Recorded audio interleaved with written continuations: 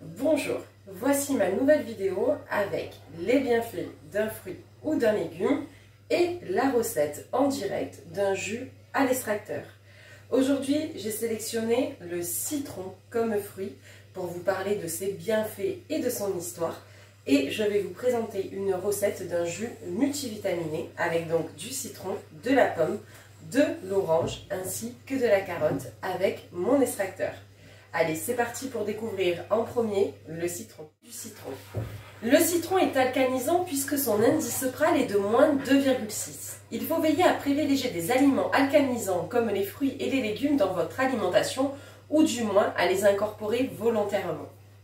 Découvrons tout de suite les propriétés du citron. Eh bien, le citron est bactéricide, antiseptique, activateur des globules blancs, rafraîchissant, fébrifuge, tonique du système nerveux et du sympathique. Il est tonique cardiaque, alcanisant, diurétique.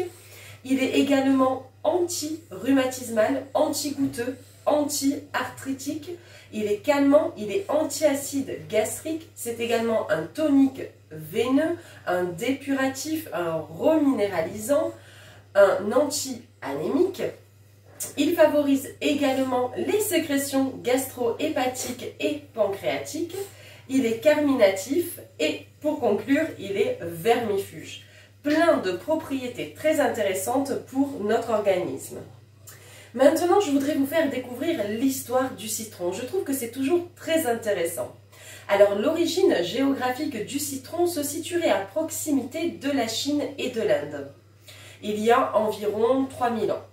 Il est produit en Asie depuis très longtemps. D'ailleurs, les premières traces de culture en Chine datent de 2500 ans. Il va quitter sa région originelle et il va voyager sur la route de la soie jusqu'au Moyen-Orient. Les Hébreux le découvrent alors et le plantent durant la captivité de Babylone. Il deviendra et restera l'une des 4 espèces végétales brandies lors de la fête de Soukhot, fête en mémoire de la captivité. Il est d'ailleurs pour les Hébreux le symbole de la perfection et de la beauté. À l'époque, le citron n'était pas un citron jaune ou vert, mais plutôt un cébrate, Citrus medica, ancêtre du citron. Il est possible que le citron que nous connaissons aujourd'hui provienne d'un mélange entre un cératier et un bigardier. Apporté par les Hébreux, le citron continuera sa route vers l'Asie mineure pour en arriver en Italie. Du 1er au 3e siècle, le citron est connu des Grecs, des Romains et des Arabes également.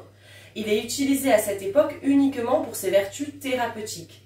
On le retrouve d'ailleurs dans les écrits de Pline l'Ancien, célèbre botaniste romain.